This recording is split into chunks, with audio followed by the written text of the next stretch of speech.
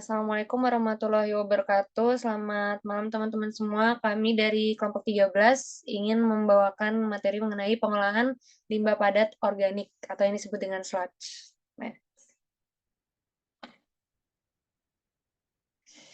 Oke, dari kelompok 13 sendiri di sini anggotanya ada 4. Yang pertama ada saya sendiri, Chania, NIM 05201021, Julmilah 05201094, Wiwin 05201090, dan yang terakhir Randy 05201075.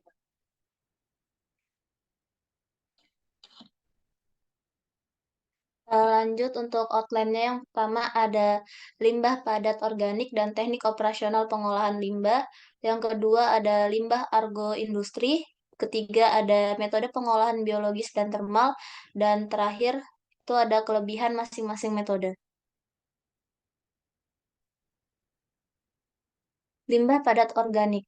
Limbah padat semi basah merupakan bahan-bahan organik yang mudah terurai oleh mikroorganisme atau mudah membusuk. Limbah ini mengandung unsur karbon, hidrogen, dan oksigen. Limbah padat lumpur.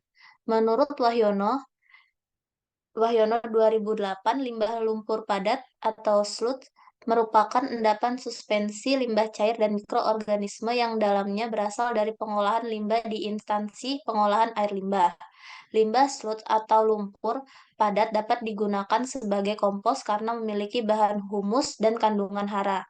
Pemanfaatan limbah sludge ke tanah secara tidak langsung memperbaiki kesuburan tanah tersebut. Hal ini dikarenakan kandungan yang dimiliki limbah sludge itu sendiri. Kemudian klasifikasi limbah padat organik. Limbah ini berupa bahan-bahan organik yang umumnya berasal dari sektor pertanian, perkebunan, dan makanan, seperti sisa makanan, sampah sayuran, kulit buah-buahan, daun-daun, kayu-kayu, dan kardus. Kemudian tata pengolahan limbah berdasarkan Standar Nasional Indonesia 19245 tahun 2002 mengenai tata cara pengolahan limbah padat yang terdiri dari kegiatan pewadahan sampai dengan pembuangan akhir harus bersifat terpadu dengan melakukan pemilahan sedari sumbernya.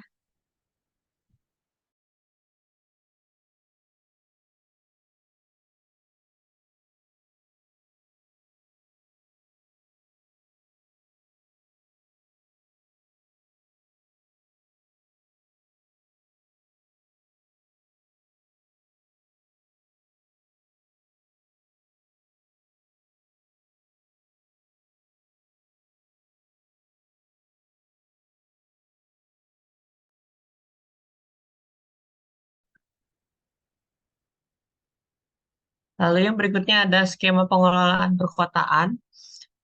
Untuk skemanya ini sendiri, yang pertama itu ada dari timbunan sampahnya. Untuk timbunan sampahnya itu yang pertama ada dipilih, lalu diwadahi dan pengolahan di sumber. Lalu timbunan sampah tersebut dikumpulkan, lalu dipindahkan dan diolah dan dipilah lagi. Setelah diolah dan dipilah, timbunan sampah tersebut diangkut yang nantinya akan diedarkan ke pembuangan akhir atau TPA. Untuk teknik operasionalnya sendiri secara rinci dapat dirincikan sebagai untuk yang bagian pewadahan, limbah padat organik ini seperti daun, sisa sayuran, lalu kulit buah lunak, dan sisa makanan ini diwadahi menggunakan wadah gelap, dan pewadahan dimulai dengan pemilahan baik. Untuk pewadahan ini bisa dilakukan secara individual maupun komunal. Lalu yang kedua ada pengumpulan. Untuk pengumpulan ini jenis sampah yang terpilah dan bernilai ekonomi dapat dikumpulkan oleh pihak yang berwenang pada waktu yang telah disepakati bersama antara petugas pengumpul dan masyarakat yang masukkan limbah. Lalu untuk periode periode pengumpulan limbahnya ini bergantung dari persentase jumlah limbahnya. Jika persentase limbah padat organiknya makin besar, maka maksimal pengangkutan yang dilakukan itu 1 hari. Lalu bagian untuk pemindahan limbah padat organik bisa dilakukan dengan cara manual oleh petugas kebersihan yang kemudian dibawa ke tempat pembuangan akhir menggunakan kontainer lalu dipindah ke truk pengangkut limbah. Lalu, untuk proses pengangkutan, truk pengangkut limbah akan mengumpulkan limbah dari satu tempat ke tempat lainnya, atau istilah lainnya itu door to door, sampai memenuhi kapasitas truk tersebut. Kemudian, setelah kapasitas truk tersebut penuh, sampah-sampah tersebut dipindahkan ke TPST atau tempat pembuangan sampah terpadu. Lalu untuk bagian pengolahan ini merupakan proses untuk mengurangi volume limbah padat atau mengubahnya menjadi hal yang bermanfaat. Teknik-teknik pengolahan limbah ini bisa berupa pengomposan, insinerasi, daur ulang, dan biogasifikasi. Lalu, untuk pembuangan merupakan tempat di mana dilakukan kegiatan untuk mengisolasi limbah padat sehingga aman bagi lingkungan. Untuk cara pembuangannya ini ada dengan cara penimbunan terkendali, termasuk pengolahan lindi dan gas, lalu lahan uruk saniter, dan juga metode penimbunan sampah untuk daerah pasang surut dengan sistem kolam. Lalu yang berikutnya ada limbah agroindustri. Limbah agroindustri merupakan limbah organik yang tidak tercampur dengan limbah-limbah anorganik seperti plastik, logam, dan lain-lain. Dan jumlahnya pun sangat besar. Limbah agroindustri terdiri dari cairan dan padatan atau sludge. Sludge dari limbah agroindustri mempunyai tekstur yang halus dan memiliki kadar air yang cukup tinggi, yaitu sekitar 50 hingga 60%, serta baunya cukup menyengat. Limbah ini memiliki kandungan karbohidrat, protein, lemak, serta minyak, serat kasar, dan air. Bahan-bahan ini merupakan bahan yang mudah terdegradasi secara biologis dan menyebabkan pencemaran lingkungan, terutama menimbulkan bau busuk.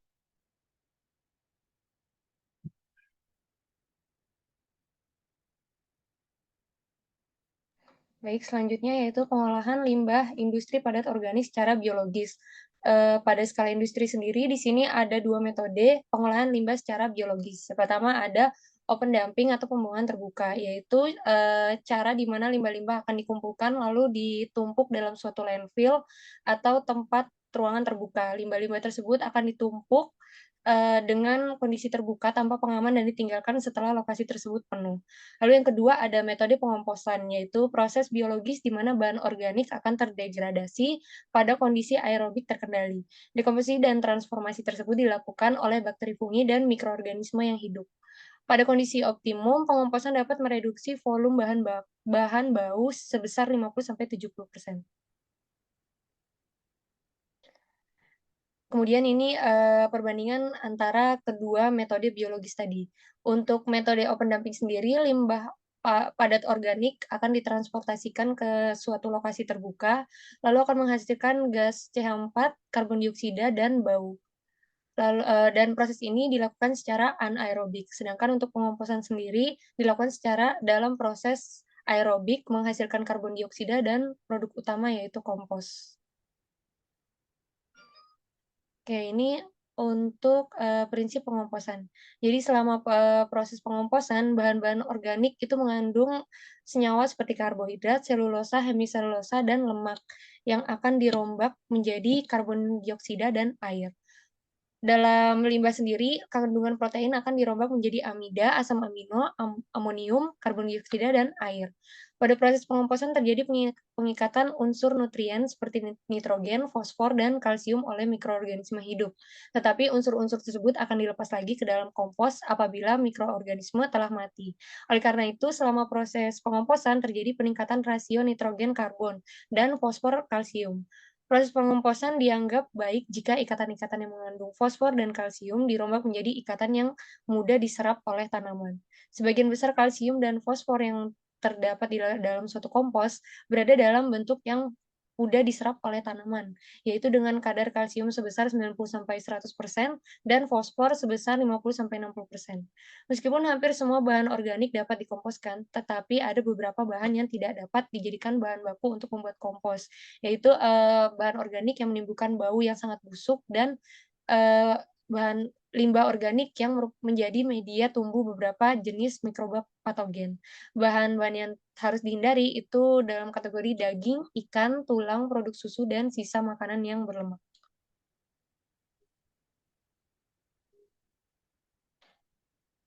Next. Oke, ini, proses pengomposan secara umum. Jadi di dalam proses pengomposan yang pertama itu ada memasuki feed, bahan organik itu bahan baku organik karakteristiknya sangat menentukan kecepatan proses pengomposan. Ketika suatu bahan limbah organik itu memiliki rasio karbon nitrogen mendekati standar bakunya karbon nitrogen tanah, yaitu sebesar 10:12, maka semakin cepat proses pengomposannya.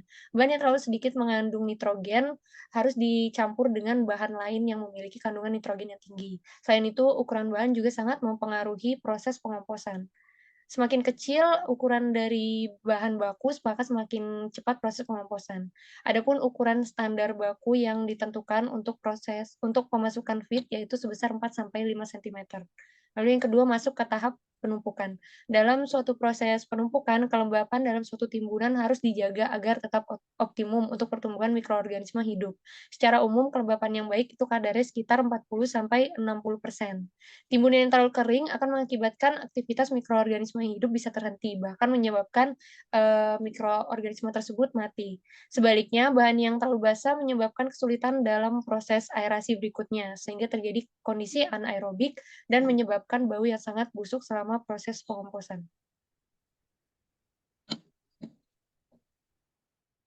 Tahap lanjutan dari proses pengomposan itu ada aerasi, di mana aerasi ini berfungsi untuk memberikan pasokan oksigen sebagai kebutuhan dari mikroorganisme itu sendiri.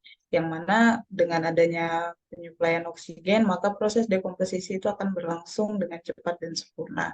Yang mana aerasi ini dapat dilakukan dengan dua cara. Yang pertama dengan cara pasif, itu dengan memanfaatkan arah angin, atau juga secara aktif dengan pembalikan tumpukan secara reguler.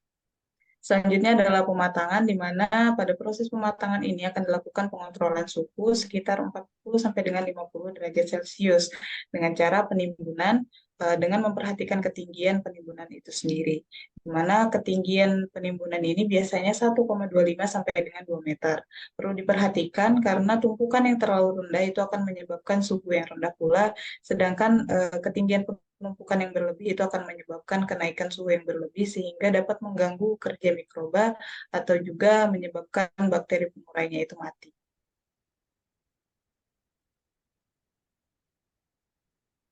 Selanjutnya di sini ada metode pengolahan limbah padat dengan menggunakan metode termal. Di sini ada insinerator dan biogasifikasi. Untuk insinerasi sendiri, secara garis besar itu merupakan pengolahan dengan cara membakar limbah padat ini dengan temperatur yang sangat tinggi, pada kisaran 800 sampai dengan 1400 derajat Celcius, yang mana diharapkan dari proses pembakaran dengan suhu yang sangat tinggi ini, kandungan organik yang ada di dalam limbah padat itu akan terkonversi menjadi karbon dioksida dan uap air secara menyeluruh, di mana panas uap air yang dihasilkan ini nantinya akan dimanfaatkan untuk menggerakkan turbin, sehingga turbin tersebut menghasilkan energi listrik. Di mana menggunakan metode insinerasi ini akan mengurangi jumlah limbah padat itu sampai dengan 90% dalam penggunaan waktu yang relatif singkat. Selanjutnya adalah metode gasifikasi. Ini juga merupakan metode termal, hanya saja yang membedakan dengan insinerasi adalah pada metode gasifikasi ini dilaksanakan dalam kondisi operasi yang minim oksigen. Tujuannya agar menghasilkan gas sintesis dengan nilai kalor yang tinggi untuk dimanfaatkan kembali. Gas sintesis yang dihasilkan dari proses gasifikasi ini biasa disebut syngas atau sintesis natural gas yang memiliki komposisi CO, CO2, H2, dan juga CH4.